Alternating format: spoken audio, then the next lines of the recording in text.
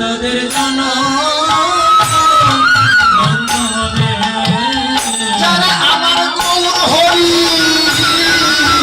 নিকটে থাকবে তাদের জনম ধন্য হবে। যারা আমার গৌর হরি নিকটে থাকবে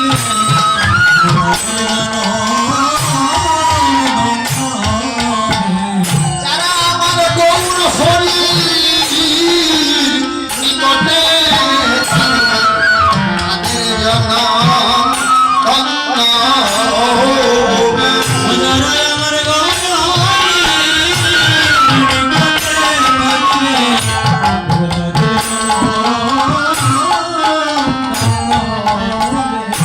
তাহলে যে ভক্ত মহাপ্রভুর সন্নিকটে বসে আছে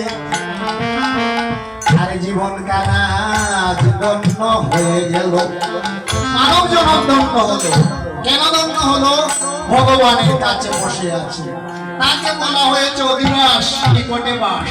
কার নিকটে? ভগবানের নিকটে। ভক্ত ভগবানের মিলন, জীবাত্মা পরমাত্মার মিলন হয়ে যায় এই অধিবাসের স্থানে আসতে। অধিবাসের স্থানে এসে কীর্তন শ্রবণ করলে জীবাত্মা পরমাত্মার মিলন আপনার দেহে ঘটে আর ভক্ত ভগবানের মিলন, তাকেই বলা হয়েছে অধিবাস। তাহলে বুঝতে পারছেন অধিবাস কি? ভগবানের কোথায় বাস? নিকটে বাস, কাছে বাস, তার নাম অধিবাস। তাহলে এই অধিবাস কোথায় ছিল? বর্ণনা করছেন অনেকগুলো কথা, অনেক সময়ের প্রয়োজন। অধিবাস কোথায় ছিল বর্ণনা করছেন। নারদ মুনি একদিন কি করছেন জানেন? বীণা যন্ত্র বাজাচ্ছেন। কি বাজাচ্ছেন? বীণা। কোন যন্ত্র? বীণা। দেখবেন নারদ মুনির হাতের মধ্যে বীণা থাকে। বীণা দিয়ে নারদ ঋষি দিবানিশি বীণার সুরে গান করে। কথাগুলো লক্ষ্য করবে। ওই বীণা বাজিয়ে বাজিয়ে নারদ মুনি যাচ্ছেন কোথায়? এই পৃথিবীতে আসছেন। কেন আসছেন? যে দাপর যুগ শেষ হয়ে গিয়েছে আর কলিযুগ আসছে। দাপর যুগ কি হয়েছে? শেষ। আগত কোন যুগ? কলিযুগ। তাহলে কলিহত জীব কিভাবে চলাফেরা করছে, তাদের চাল চলন, তারা কিভাবে পিতা মাতাকে শ্রদ্ধা করছে, ভগবানকে কিভাবে ডাকছে, এটা দেখার জন্য নারদ মুনি কি করছেন? এই পৃথিবীর মধ্যে চলাফেরা করতে করতে করতে করতে একটি গ্রামে এসে উপস্থিত হয়েছে। কথাটা লক্ষ্য করবেন। ওই গ্রামে যখন এসেছে, গ্রামে আসার পর তিনি দেখতে পাচ্ছেন একটা প্রকাণ্ড লোক। কি লোক? প্রকাণ্ড মানে বড় লোক। তার গায়ের ওজন হবে 200 কেজি এবং লম্বা 6 ফুটের উপরে, আর গায়ের বর্ণ কালো, চোখ দুটি এইভাবে গুলগুল। ওই ব্যক্তি কি করেছে জানেন? তার কাঁধের মধ্যে নিয়েছে একটা সুন্দরী রমণী। এই যে হরিনাম সংকীর্তন আমরা কোথায় পেয়েছি বা কোথায় ছিল, দেখেন সূত্রটা কোথা থেকে আসছে। তার কাঁধের মধ্যে কি? কাঁধের মধ্যে কে?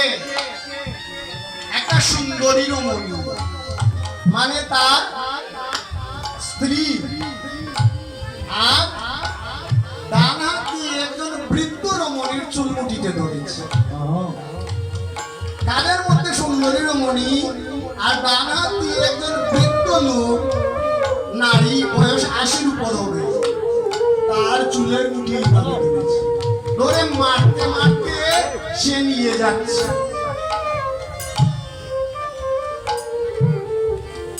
তখন নারদ মুনি বলছেন, আহারে, সত্য গেল, ত্রেতা গেল, দাপর গেল, আমি এমন দৃশ্য কোথাও দেখি নাই হে দেখি নাই রে আমি এমন দৃশ্য কোথাও দেখি নাই হে এমন দৃশ্য কোথাও দেখি নাই রে ওগো শুনো শুনো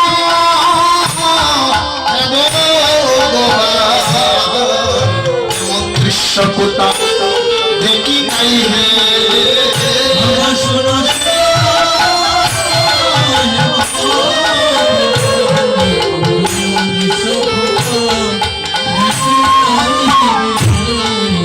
ভগবান আমি এমন দৃশ্য কোথাও দেখি না কি দৃশ্য সুন্দরী নারী কাঁধে আর বৃদ্ধ নারীকে চুলমুঠিতে ধরে মারতে মারতে নিয়ে যাচ্ছে ভগবান নারদ মুনি কি করছেন জানেন ওই লোকটিকে প্রশ্ন করছেন হ্যাঁ পুরুষ তুমি এখানে দাঁড়াও তোমার পরিচয় আমাকে দাও তুমি কে তোমার কাঁধে বৃদ্ধ লোককে আর তুমি যে যাকে চুলের মুঠি ধরে মারতে মারতে নিয়ে যাচ্ছ তার পরিচয়টাই বা কি? প্রশ্ন আসে না তখন ওই প্রকাণ্ড দেহের মূর্তি প্রণাম করছে নারদ মুনিকে মুনিবর আমার প্রণাম গ্রহণ করুন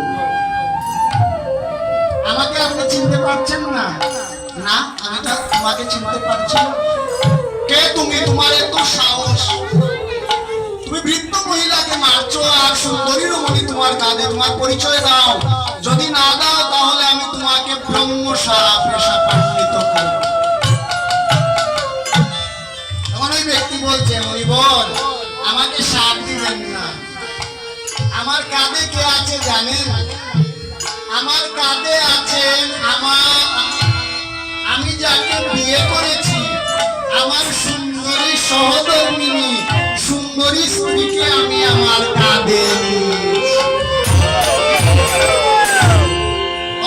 সুন্দরী স্ত্রী কাঁধে নিয়েছি আর ওই যে মাটি মাটি নিয়ে যাচ্ছে উনি কে চিনতে পারছেন না উনি হচ্ছেন আমার গর্ভধারিণী মা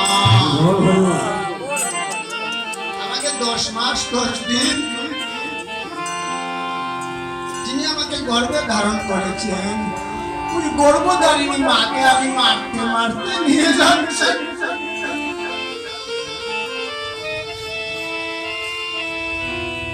নারদ মুনি বলছেন তুমি তোমার মাকে মারতে মারতে নিয়ে যাচ্ছ আর স্ত্রীকে কাঁধের উপর বসিয়েছো তোমার মতো পুত্র আমি দেখি নাই রে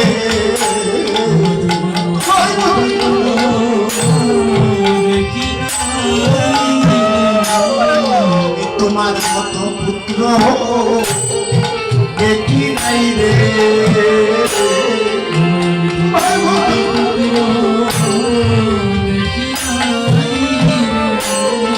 যে সন্তান হয়ে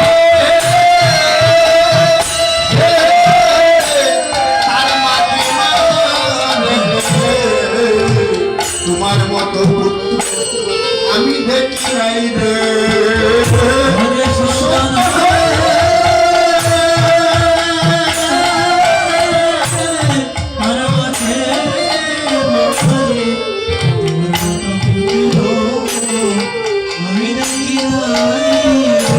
পুত্র সন্তান হয়ে তার মাকে তোমার মতো পুত্র আমি দেখি নাই রে সন্তান হয়ে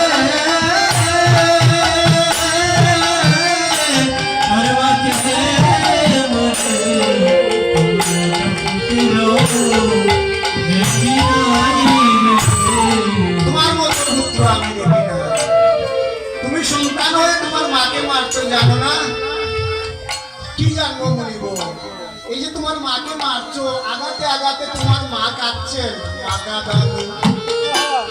ভালো নয় রে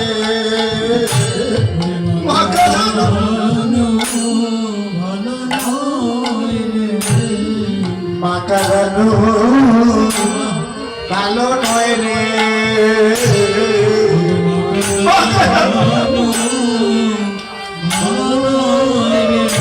যার মায়ের কাঁদে তার জগৎ কাঁদে রে মাকারানু ভালো নয় রে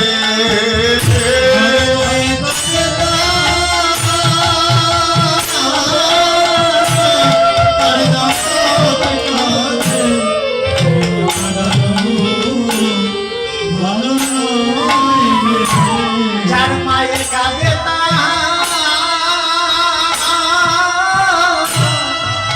জগৎ কাঁদে মা কাঁদানো ভালো মজার মায়ে কাঁদে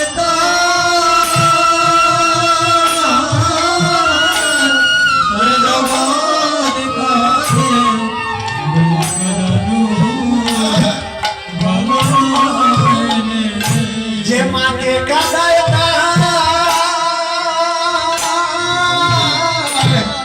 জগৎ কাঁদে রে মা কাঁদানো ভালো নয় রে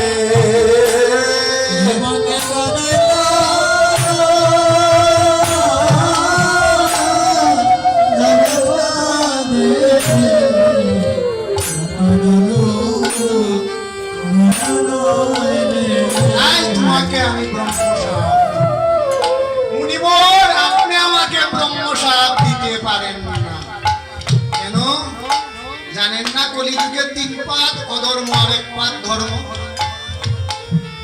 ধর্মের 3টা অংশ কলিযুগে বিনষ্ট হয়ে গিয়েছে 3টা অংশ নাই তাই আমি কলির মহারাজ আমার কাজ এটা যেই গৃহে দেখবেন সন্তান তার মাকে মারছে বাবাকে মারছে মনে করবেন ওই গৃহের মধ্যে ঘুর কলি প্রবেশ করেছে ঘুর কলি পিতাকে মারে আছে দেখবেন লক্ষ্য করবেন মাকে মারে আর বউকে নিয়ে চলে যায় পিতা মাতাকে আলাদা করে দেয় সে আলাদা শাস্ত্রের কথা এটা কলির যুগের বৈশিষ্ট্য ওই লক্ষণ থেকে মহাপ্রভু কলিয়ত জীবকে উদ্ধার করার জন্য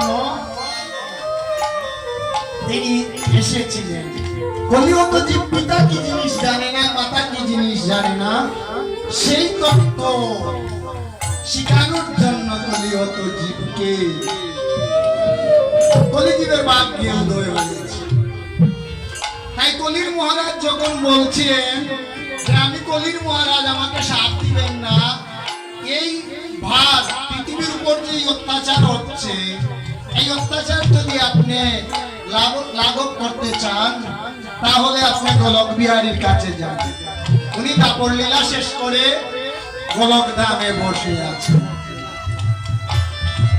তখন নারদ মুনি গোলক ধামে গিয়েছেন বিনা বাজি গোলক ধামে কে থাকেন জানেন ভগবান শ্রীকৃষ্ণ গোলক ধামে বসে আছেন সিংহাসনে নারদ মুনি বলছেন হে ভগবান আপনি সিংহাসনে বসে আছেন আপনার কলিজীবের দুর্দশা জানেন কি হয়েছে নারদ মুনি ভগবান প্রশ্ন করছেন জানেন না কলির জীব ধর্মকর্ম জানে না পিতা কি জিনিস মাতা কি জিনিস চিনে না ভগবান কি জিনিস চিনে না তাই কলিয়ত জীবকে উদ্ধার করার জন্য আপনাকে আবার দোড়া ধামে যেতে হবে এই অধিবাস আসছে ওই কলির মহারাজের কাছ থেকে নারদ মুনি গিয়েছিলেন ভগবানের কাছে ওই স্থান থেকে অধিবাস এবং কীর্তনের সূচনা হচ্ছে আপনারা লক্ষ্য করবেন কথাগুলা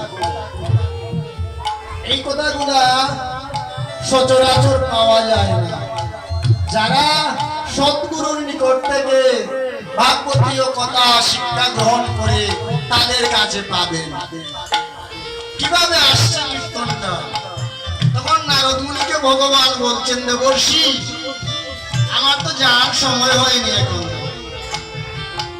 এখনো আমার যাওয়ার সময় হয়নি আমি যাব না জানো না শ্রীমৎ